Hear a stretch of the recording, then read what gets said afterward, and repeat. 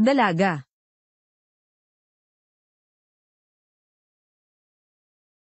Bakit mo naman ginagawa yan sa sarili mo?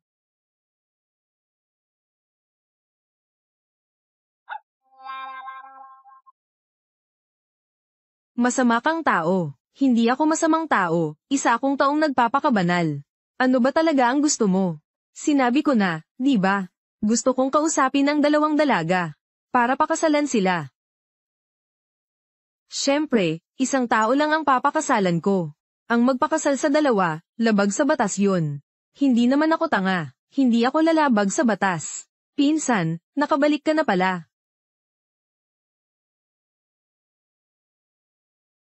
Bakit may pulubi dito? Anong ibig mong sabihin? Gusto mo ba ang pinsan ko? Magaling ka. Pinsan, hindi ko akalaing gusto mo rin pala ang ganito. Sana sinabi mo agad, itong kasal na ito. Pumayag na ang kuya. Ang akin. Hindi mo kailangang pakialaman. Anong ibig mong sabihin? Maghintay ka lang matapos ang pulong ng board.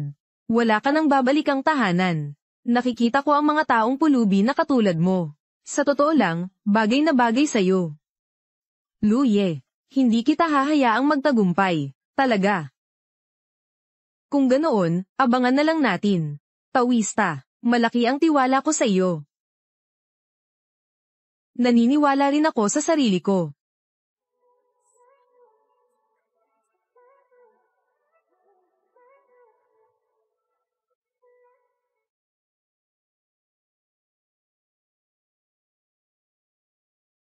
Nako, nagmamadali na tayo. Pumasok na tayo sa motel. Yung ibang mga proseso, saka na. Oy, huwag ka ring malungkot, ha? Kahit isa lang ang mapapangasawa ko. Pero hahayaan kitang manatili sa tabi ko. Mag-usap muna tayo. Ang ganda, talagang baliw. Tianzu. Mukhang mapapasubo ako ngayon. Mas mabuti pang huwag kang sumama sa akin doon. At tungkol naman dito, paalisin niyo siya. Bakit ka pa nag-aalala sa kanya? Gusto mo ba talaga siya? Paano naman niya ako hindi magugustuhan? Bakit? Nagseselos ka ba?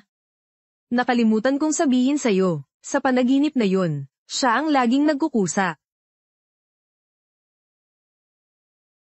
Anong pinapangarap mo? Nananaginip ng gising. Sinasabi ko sa iyo. Kahit managinip ka ng gising, hindi ka niya magugustuhan, lalong hindi siya magkukusa sa iyo. Sa panaginip. Hindi mo ako tinitignan, dahil ba? Hindi ako maganda. Iyon ba, ang lalaki sa kakaibang panaginip na iyon, ay siya. Gusto mong magustuhan kita. Kung gayon, depende kung kaya mo. Hindi, Luktan. Ipaliwanag ko mamaya, ano sa tingin mo ang kaya kong gawin? Ang pamilya Lok ay magdaraos ng pulong ng board. Noong una, iyon ang araw na mamamana ko ang kumpanya. Pero ambisyoso si Lukda na agawin ang posisyon. Kung matutulungan mo akong magtagumpay na manahin ang kumpanya. Kung ganun, pag-iisipan ko. Yung sinabi mo. Sabi mo na, di ba? Huwag kang mapako, Luktan. May sakit ka ba? Siya, paano kanya matutulungan? Hihintayin kita. Tara na.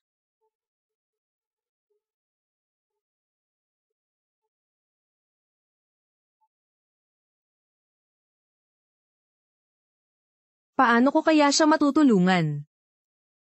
Aakyat ako, para bugbugin ang mga masasamang loob.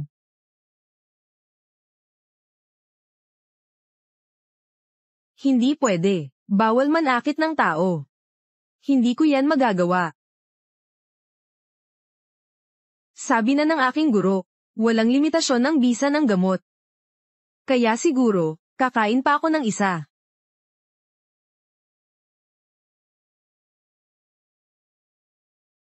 Yuyu.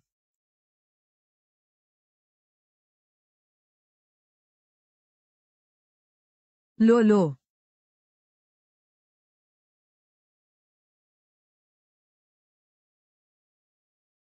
Lolo, anong nangyari sa inyo? Malakas pa naman ang matandang ito. Bakit biglang nahimete? Baka naman. Nagpapanggap para makapangikil. Mga tito, mga tita. Nakikiusap po ako sa inyo. Iligtas niyo po ang lolo ko. Nakikiusap po ako. Lolo.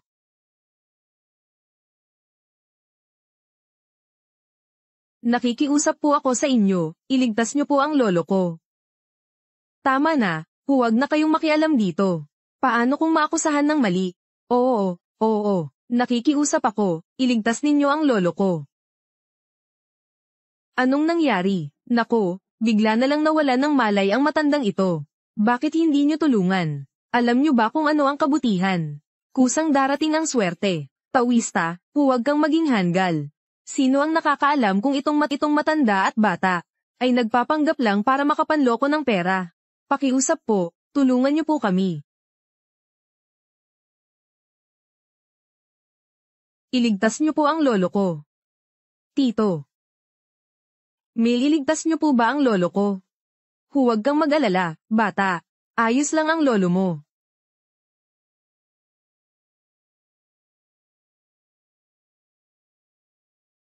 Ang gamot na ito na walang hanggang bisa. Siguradong iligtas nito ang matanda.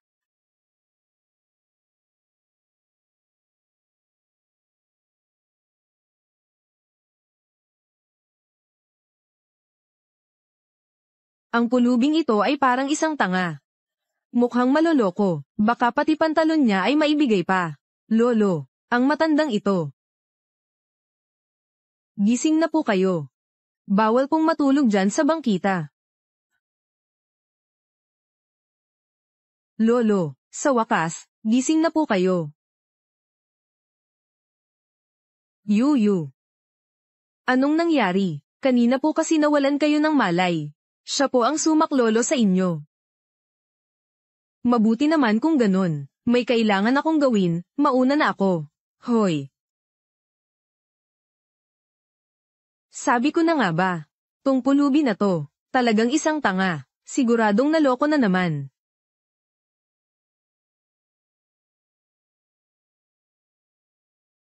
Gising na. Bawal matulog dito sa bangkita. Lolo, sa wakas, gising na kayo. Ako pa nga tong malapit ng mamatay. Ako pa ang nagmagandang loob na sagipin ka. Huwag mo akong lokohin, ha? Maniniwala ka ba? Duduguin ko ang bibig ko para makita mo. Sayang naman, tawista. Isang matanda at isang bata. Simpleng panloloko lang ito. Nararapat lang na maloko ka.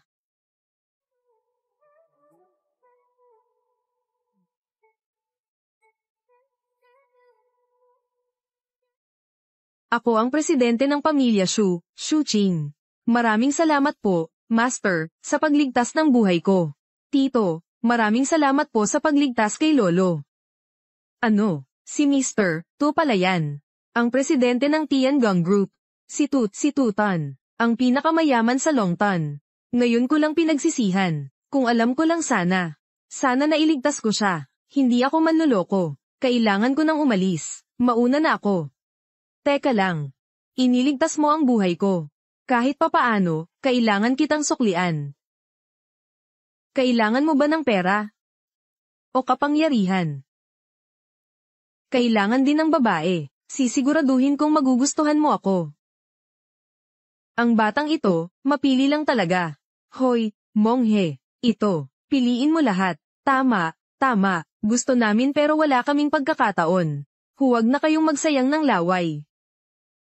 Lolo, para sa akin, walang saysay ang mga yan. Pag-aaksaya lang ng oras ko. May importante akong gagawin. Kailangan ko nang umalis. Hoy, Master. Paano ko ba siya matutulungan?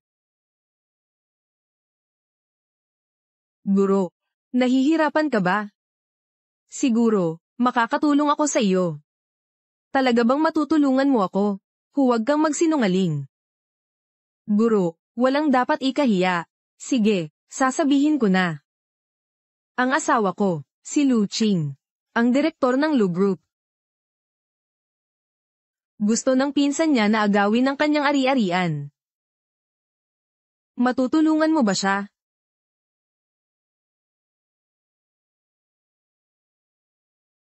Ang direktor ng Lu Group, si Lu Qing.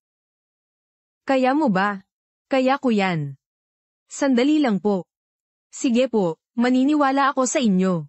Okay, inaasahan kong marinig mula sa iyo. Tara na.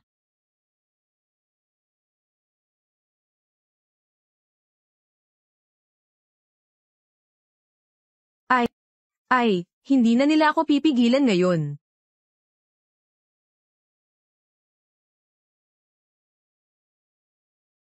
Mabait tong tito na to.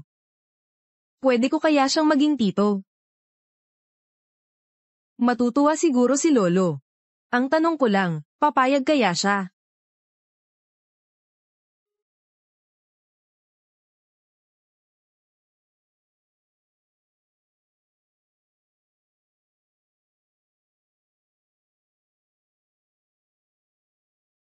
Lolo, nakalimutan niyo ang gamot niyo. Kahit saan ka magpunta, paano kung may mangyari? Anong gagawin natin? Lolo, ano po bang pinapanood ninyo? Ate, kanina raw nahimatay si Lolo. Ano, Lolo, bilisan po natin. Sa ospital po. Ayos na ako ngayon. Kanina lang ako nahimatay. May isang mongheng nagligtas sa akin. Hindi ko alam kung anong ipinakain niya sa akin. Sa ngayon, pakiramdam ko. Gumaling na lahat ng sakit ko. Gumaling ka na. Oo. Paano nangyari yun? Lolo, hindi lang sakit sa puso ang meron ka. Mahigit 10 sakit ng matanda ang dinadala mo. Napaniwala ka na naman ng manghuhula. Hindi ba? Kung hindi ako nagkakamali, ang taong ito ay isang napakalakas na dalubhasa. Hindi dapat maliitin. Apo, bilisan mo at ayusin mo yan. Ang presidente ng Lu Group. Lahat ng problemang kinakaharap ni Lu Qing. Lolo, dali. Alam ko na. Naghihintay pa rin sa akin doon ang maestro.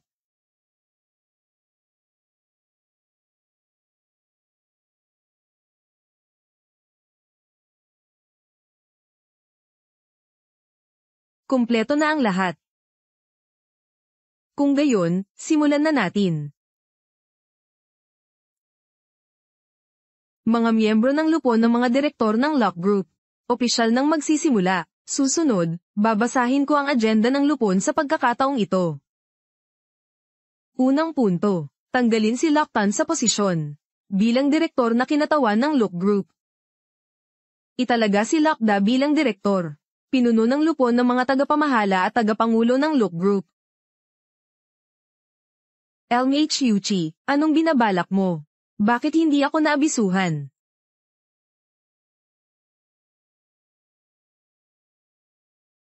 Nagkasundo kami ng mga shareholder sa desisyon. May problema ba sa karagdagang programa?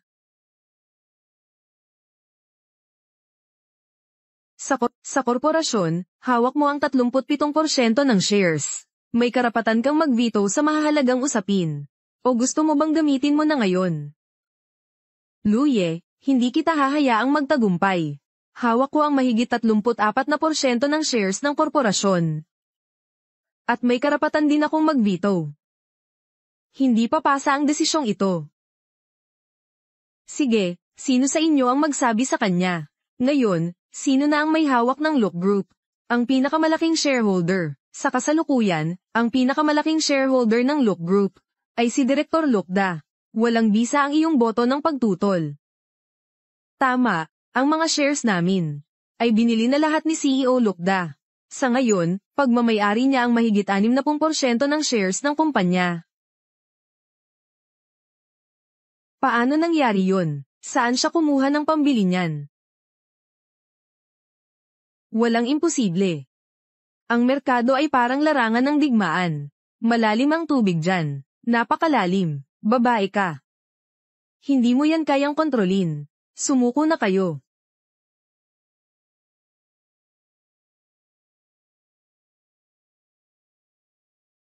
Magtaas ng kamay para bumoto. Sige. Sang-ayon ako, sang-ayon din ako.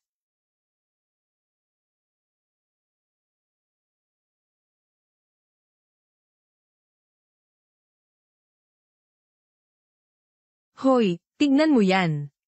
Ito ang tinatawag na pagkakaisa.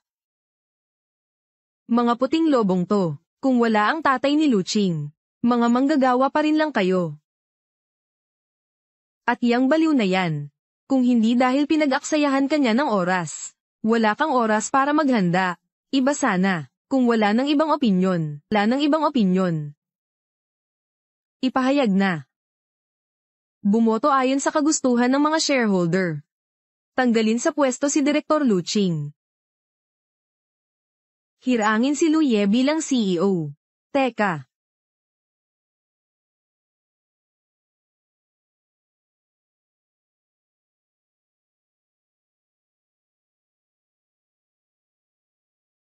Tutol ako.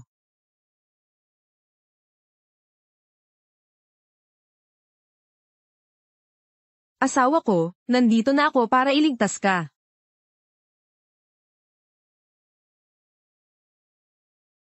Mahal, kailangan mong tuparin ang pangako mo. Tutulungan kitang magtagumpay sa pagmana ng Lu Group. Kailangan mo akong patulugin. Hoy, ikaw, anong sinasabi mo? Nagbago ka na ba ng isip? Sino naman tong batang to? Naglakas loob umupo sa pwesto ng chairman. Bilisan mo, bumangon ka na. Akala ko kung sino. Ito pala ang pulubi. Bakit? Nagmamadali ka ba? Kailangan kong isama ang pinsan ko. Para sumama sa panghihingi. Sige na, alis na. Kausap ko ang asawa ko. Anong pakialam mo? Kayong lahat, lumabas na kayo. Luching, sigurado ka bang makakatulong siya sa'yo? Talagang baliw ka. Ang lakas ng loob mong kausapin ako ng ganyan. May problema ba? Kahit hindi mo ako matulungan. Nagpapasalamat pa rin ako sa'yo. Bilisan mo. Hindi ito ang lugar para sa'yo. Sinong nagsabing hindi kita matutulungan? Anong ginagawa ng matandang yon? Oh, hindi mo naman siguro sinasabing. Ang lakas mong magsalita ng ganyan. Ay dahil sa matanda at sakiting ito. Na mababago nito ang resulta. Mapapalaya si Luching. Halika rito, matandang hakluban. Magtanghal ka, sige. Anong itatanghal? Sa aming imbestigasyon, ang perang ginamit mo pambili ng shares ay hindi sariling kapital, kundi sa pamamagitan ng pangungutang at iba pang mga paraan. Ayon sa Artikulo 71 ng Batas ng Korporasyon, nagsasagawa kayo ng panloloko. Ang paglilipat ninyo ng mga parte ay walang bisa.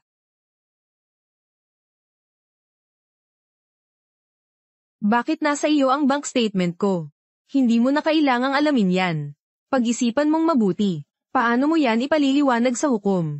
Pagpeke ng pondo.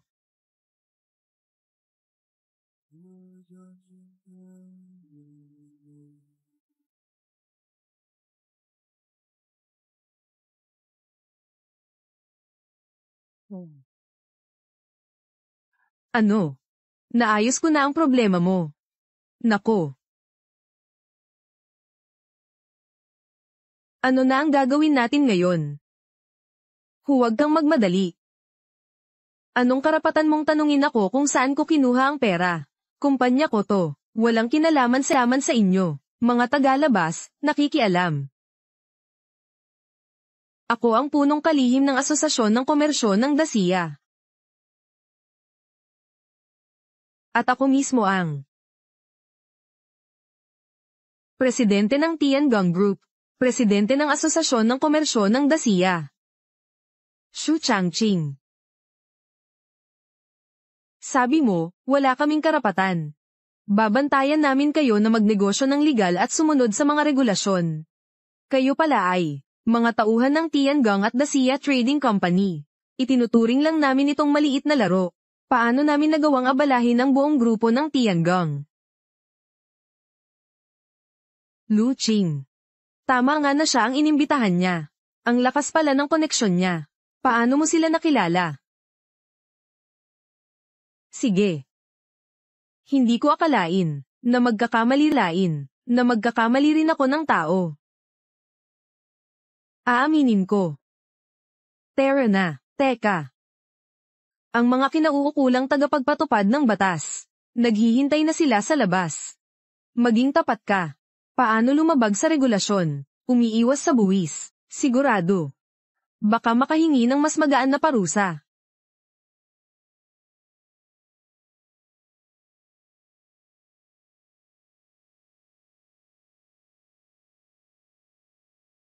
Hoy, matanda.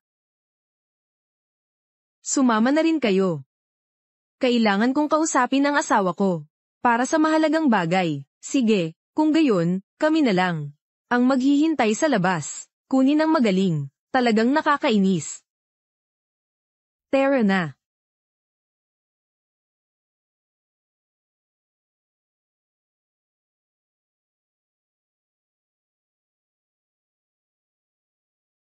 Asawa ko, naayos ko na ang problema ng kaibigan mo. Paano na yung pangako natin? Lu Qing, kung ganun. Dapat na ba akong umalis muna?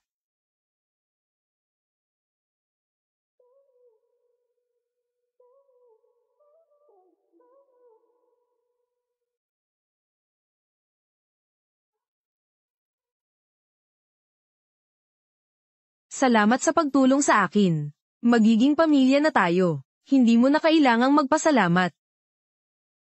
Teka. Iyan ang sabi mo. Baka gusto mong magbago ng isip. Bakit ka ganyan? Hindi ko yun ibig sabihin. Kaya, ano ang ibig mong sabihin? Ang ibig kong sabihin ay, ang pag-ibig ay kailangang unti-unting linangin. Nako, asawa ko, kung ganun, unti-untiin mo na lang. Gaano katagal pa ba ako maghihintay? Nagmamadali ako, hindi naghihintay ang oras. Ikaw. Talaga bang nagmamadali ka?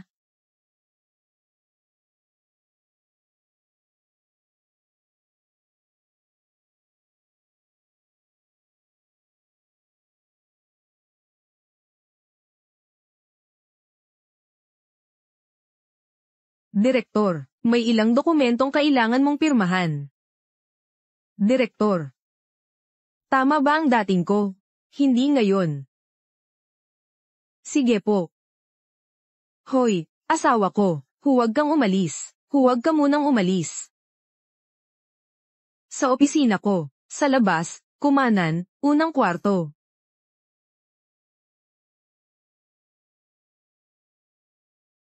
Sa ganap na 12:00 ng tanghali, magiging abo ka na.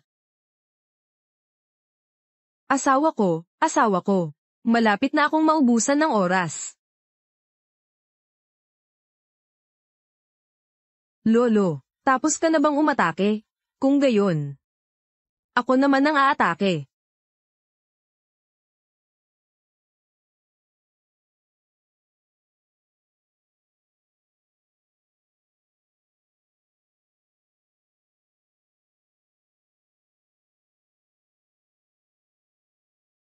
Anong nakita ko?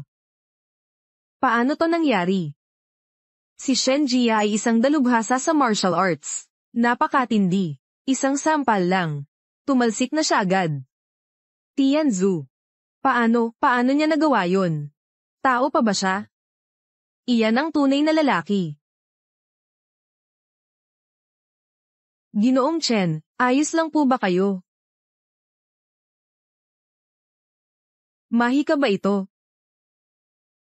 Ngayon ko lang talaga naintindihan. Salamat po sa inyong pagtuturo. Makitid po ang aking pananaw. Ngayon ko lang nakita ang napakalaking bundok. Ayos lang, marami ka pang hindi nakikita. Hindi ko pa natatanong ang pangalan ninyo.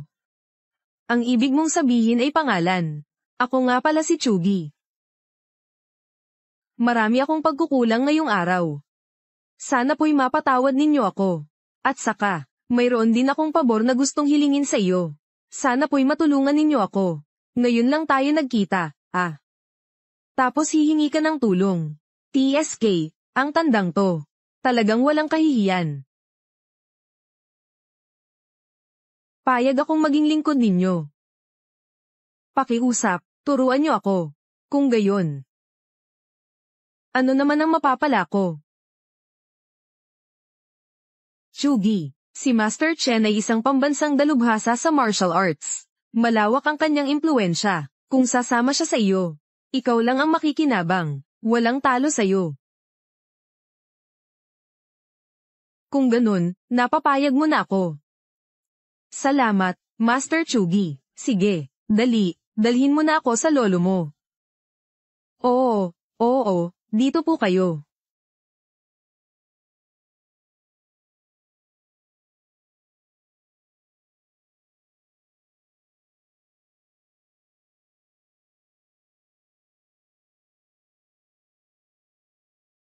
Doktor, may liligtas pa po ba ang lolo ko?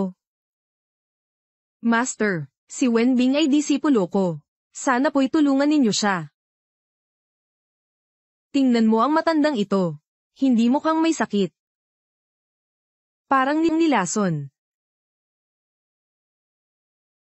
Hoy. May paraan ka ba para iligtas ang lolo ko? Pakiusap, iligtas niyo po ang lolo ni Xianzhu. Hindi ko sinabing hindi ko ililigtas.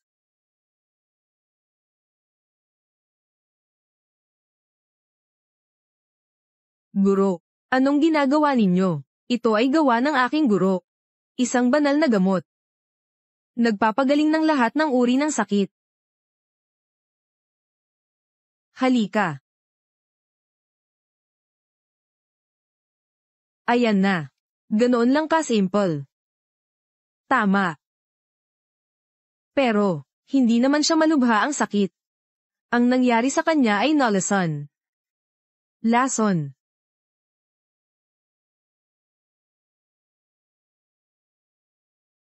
Imposible. Ang disipulo ko bago pa man mabaliw, ay isa ng dalubhasa. Paano siya basta-basta malalason? Nagising na ang lolo ko.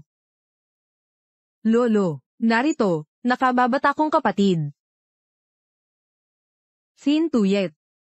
Xiao Yuan. Sino ang nagligtas sa akin? Lolo. Siya yun. Binata. Ako ang may kasalanan nito sa'yo. Malapit ka nang mamatay.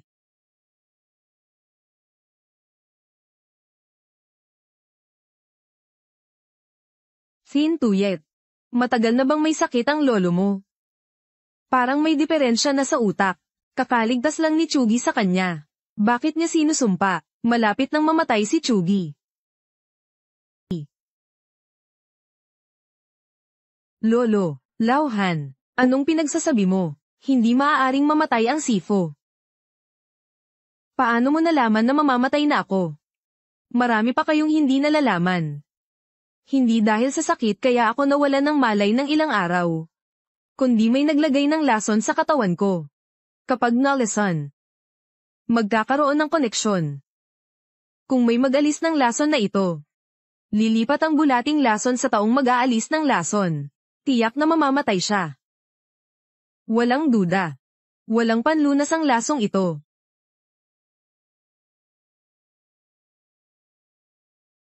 Okay ka lang ba? Bakit nangyari to? Chugi, hindi ko talaga alam noon. Walang lunas ang lasong ito. Kung hindi, ako. Luching, pasensya ka na. Hindi ko rin alam na mangyayari to dati. Ako po, Master. Ang lakas ninyo ay umabot na sa pinakamataas na antas. Paano kayo mamamatay? Nagbibiro ka ba? Mamamatay na ako. Walang kinalaman dito ang lason na uod.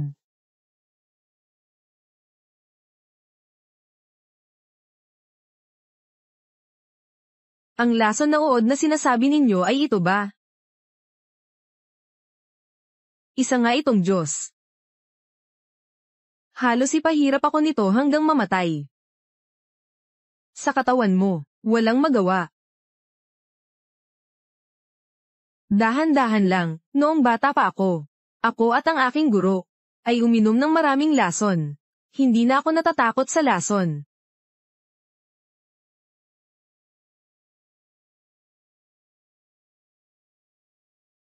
Ay, naku, halos makalimutan ko na ang oras. Malapit na magtatlong oras. Tianzu, iniligtas ko ang lolo mo noon. Ngayon na ang turn mo para tulungan ako. Gusto ko lang sanang itanong. Kaya mo ba?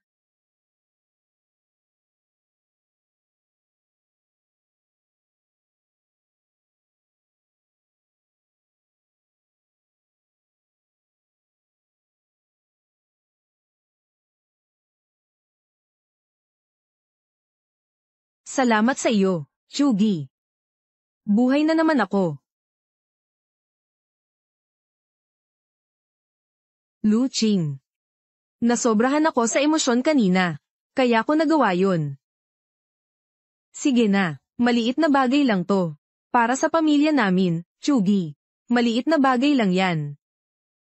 Tama ba ang sinasabi mo? Lahat ng sinasabi ng asawa ko ay tama.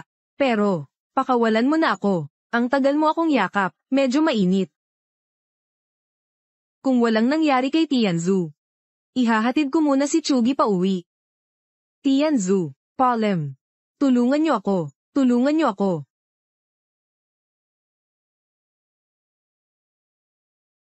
Ang batang lalaking to. Ang weird niyang maglaro nito, ano? Honey. Ay, Diyos ko. Ay, honey. Sa susunod, pwede bang huwag masyadong marahas? Ako pa rin naman ay. Umamin ka na. Anong ipagtatapat mo? Nagkukunwari ka pa. Anong ibig mong sabihin na malapit ka ng mamatay? At saka, tinatanong kita. Gusto mo ba talaga ako? O gusto mo lang akong paglaruan? Lu Qing, bakit ka tumatakbo? Wala naman akong inaagaw sa'yo.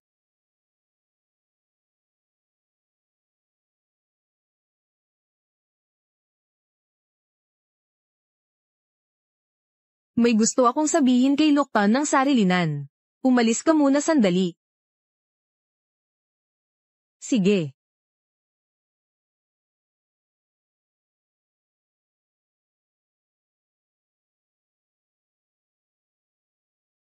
Bumalik na naman ang isang ikasampu ng lakas ko.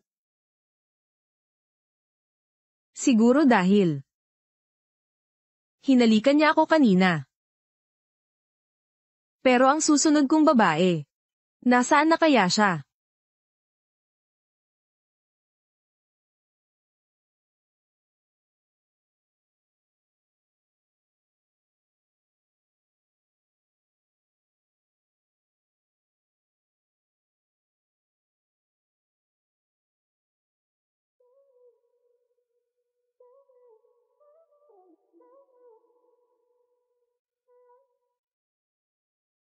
Mauna ka nang bumaba.